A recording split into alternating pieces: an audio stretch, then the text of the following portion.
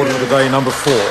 Children, Young Persons and Their Families, Youth Courts, Jurisdiction and Orders Amendment Bill, third reading. Judicial Matters Bill, committee stage. I declare the House in committee for consideration of the Judicial Matters Bill. Mr. Speaker. Mr. Chairman.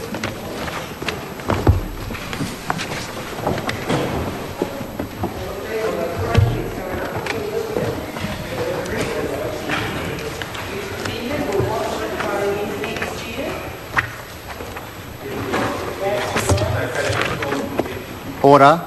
The House in Committee on the Judicial Matters Bill.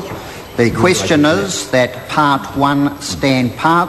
This is debate on clauses 3 to 15. Mr. Speaker. The Honourable Christopher Finlinson. Perhaps I should just make a few preliminary comments before Mr. Chevelle makes a contribution. The main changes in Part 1 deal with the creation of the position of a Deputy Commissioner. This person, as with the Commissioner, is going to be appointed on the nomination of the House. The Attorney-General is required to consult the Chief Justice about the proposed appointment, and the Deputy Commissioner is going to act when the Commissioner has a conflict of interest or is otherwise unavailable to examine complaints. The provisions, as reported back from the Select Committee, are unchanged from the bill as introduced. There are, however, a couple of changes which are set out in SOP number 108 relating to disposal of complaints, and they are designed to give the Commissioner a greater ability, a greater discretion to deal with complaints in a particular way. Minor amendments to Section 15 and consequential amendments to Sections 16 and 17. Charles Chevelle. Thank you, Mr. Chairman. I would like the Minister to agree to amplify the comments that he's just made, because one of the issues that Labor takes with this legislation, while it's supportive of the substantive provisions as we originally advised in the first reading and as was our position at Select Committee, it does seem to me to be an issue of concern that the changes that are proposed by supplementary order paper are being made, perhaps not so much clauses 10, 1, clauses 11, clauses 12 and 12A.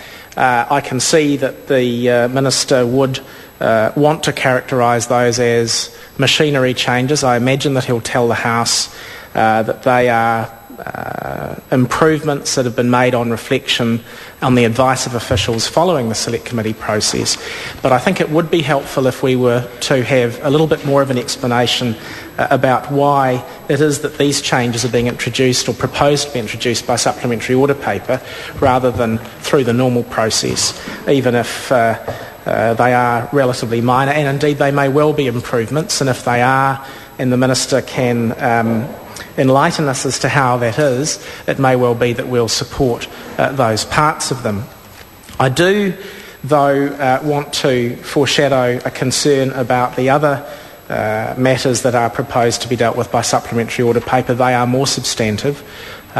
They aren't matters that relate to this part, so I won't speak to them substantively, but I do want to foreshadow to the Minister that we do have a concern about bringing them in particular at this late stage without Select Committee scrutiny or debate, and that is a matter to which I will return. So the other thing that it would be, I think, useful for the House, while we have the benefit of the presence of the Minister and the Chair, is if he would go back to the general philosophy of his party relating to the office of the Judicial Conduct Commissioner. It is the case, as he acknowledged in his first reading speech, that initially the National Party opposed this office. I think in the Minister's first reading speech we did hear from him that position had changed, but we didn't really hear why it was that position had changed. And given the vehemence of the comments that came from him and his colleagues when the original measure came to the House, I think it would be helpful if we were to get that sort of explanation. I do remind the Minister and the Chair that what he said at the time of the original proposal for the creation of the office was, this bill will not be supported by the National Party. The material dealing with the Deputy Judicial Conduct Commissioner is as misconceived as the contents of the substantive legislation. Not only the amendment, but the whole notion of this process, this backstop measure, this measure of confidence, was something that National stood against.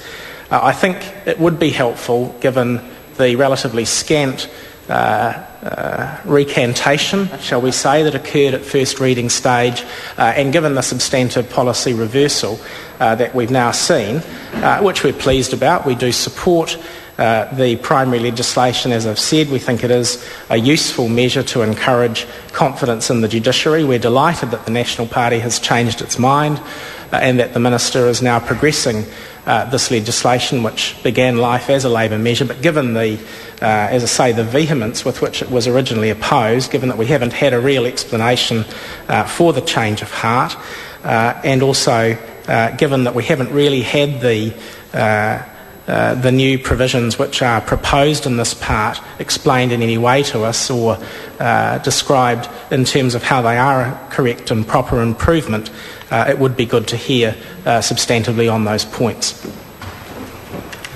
Mr. Chairman. The Honourable Christopher